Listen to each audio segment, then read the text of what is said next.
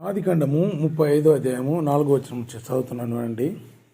వారు తమకున్న ఇతరుల దేవుళ్ళ విగ్రహాలన్నింటినీ తమ చెవులకు పెట్టుకున్న పోగులను యాకోబు చేతికిచ్చారు. అతడు షెకెం దగ్గర ఉన్న సింధూర వృక్షం క్రింద వాటిని దాచిపెట్టాడు. వారు వెళ్ళిపోతూ ఉంటే వారి చుట్టూ ఉన్న ఊళ్లకు దేవుడి భయం కలిగించాడు కనుక ఆ ప్రాంతం వాళ్ళు యాకోబు కొడుకులను తరమలేదు. యాకోబు అతనితో ఉన్న వారందరూ కనాను దేశంలో లూజుకు చేరారు. లూజు అంటే బేతేల్. అక్కడ అతడు ఒక బలిపీఠ వేదిక కట్టి ఆ చోటుకి ఏల్ బేతేల్ అనే పేరు పెట్టాడు. ఎందుకంటే తాను తన అన్న దగ్గర నుంచి పారిపోయినప్పుడు అక్కడ తనకు దేవుడు ప్రత్యక్షమయ్యాడు. చూడండి ప్రియమైన దేవుని బిడ్డలారా, ఇక్కడ సింపుల్గా ఈ వాక్యమును మనం ధ్యానించుకుందాం.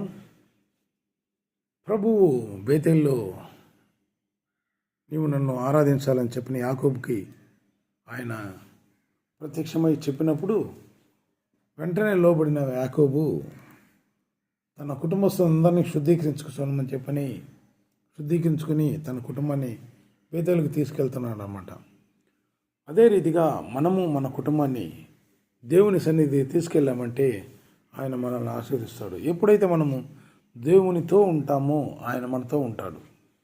ఎప్పుడైతే మనం దేవుని ఆరాధిస్తామో ఆయన మనల్ని ఆశీర్వదిస్తాడు. ఈ విషయాలు ఖచ్చితంగా మనకు జరుగుతాయి. మనం చేసి ఆరాధించి దేవునికి ప్రార్థన చేసి మనకేమి రాలేదని మనం అనుకోకూడదు.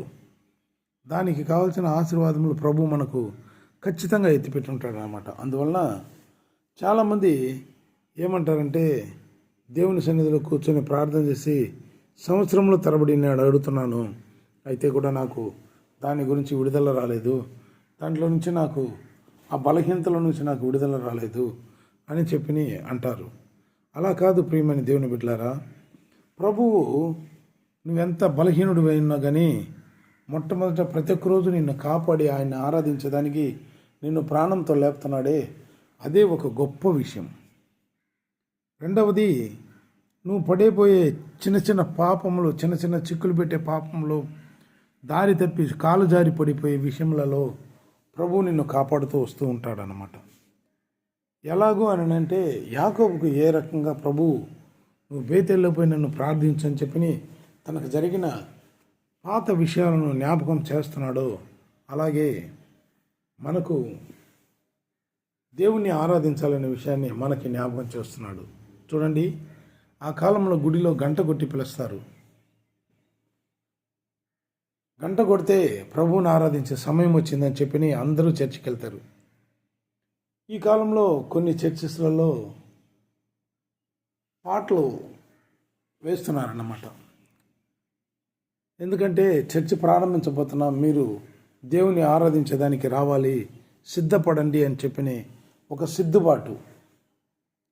ఆ సిద్ధపాటుకే వీళ్ళు పాటలు వేయడం, ఆ సిద్ధపాటుకే గుడిలో గంట కట్టడం. 3 సార్లు గంట కొడతారు. Every 15 minutes once, or every 10 minutes once, or every 5 minutes once. అదే రీతిగా ప్రియమైన దేవుని బిడ్డలారా, మనము దేవుని ఆరాధించడానికి వెళ్ళామంటే మనకి ఆశీర్వాదములు ఖచ్చితంగా మనకు దొరుకుతాయి. అందులో ఒక మారుదల ఏమీ ఉండదు. ఖచ్చితంగా ప్రభు మనల్ని ఆశీర్వదించాడు. మనం అనుకుంటాం మనకు ఆశీర్వాదం రాలేదని, అయితే అలా అనుకోకండి. దానికి కావాల్సిన ఆశీర్వాదం ప్రభు మనకు ఎత్తిపెట్టే ఉన్నాడు. ముందు ఎపిసోడ్లో చెప్పిన రీతిగా ఒకరిదొకరు ఆయనకు మార్చి ఇచ్చే దేవుడు కాదు. ఒక కుటుంబంలో 10 మంది ఉన్నారంటే, 5 మంది ఉన్నారంటే ఆ కుటుంబానికి ఏమి ఇవ్వాలనో, ఎవరికి ఏది ఇవ్వాలనో ప్రభు కరెక్ట్గా చేస్తారన్నమాట. కాబట్టి మనం ఆయన ఆరాధించే విషయంలో కరెక్ట్గా ఉన్నామంటే ఆయన దగ్గర ఆశీర్వాదంలో పొందుకొని మనము బాగుంటాం. మన జీవితంలన్నీ పరలోక రాజ్యం పోవాలనే ఒకే ఒక ఉద్దేశంతో మనము దేవుని ఆరాధించడానికి వస్తున్నాం. కాబట్టి ఆ యొక్క తలముతో మనం అన్నీ చేసామంటే ఖచ్చితంగా మనము పరలోక రాజ్యానికి పోతాం. ఎందుకంటే కంటికి కనబడిన వాటిని అబ్రహాం వెతుకులాడారన్నమాట. కంటికి కనబడిన విషయాల్ని అబ్రహాం నిరీక్షించి ఇవి నిజంగా ఉన్నాయని నమ్మాడు దేవుణ్ణి. అందువల్లనే అబ్రహాం ఆశీర్వదించబడినాడు. ఆయన సంతతి ఇసుక రేణువులవలే చేస్తానని చెప్పిన దేవుడు చేస్తూనే వస్తూ ఉంటున్నాడు. అబ్రహాము, ఇస్సాకు, యాకోబులను ఆశీర్వదించిన దేవుడు నిన్ను నన్ను ఆశీర్వదించి మనల్ని పైకి లేపునుగాక. ప్రార్థించుకుందాం. జీవం కలిగిన తండ్రి, దయగల దేవా, మీ యొక్క పాదములకు స్తోత్రములు.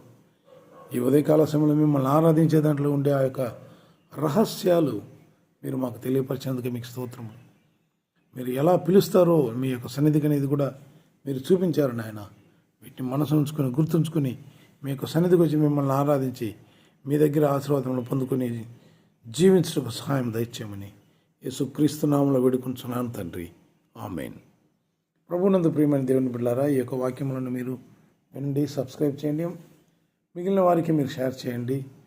ప్రభు మనల్ని ఆశీర్వదించి అనేక ఆత్మలను పరలోక రాజ్యమునకు ఆయత్తపరచునుగాక. Thank you.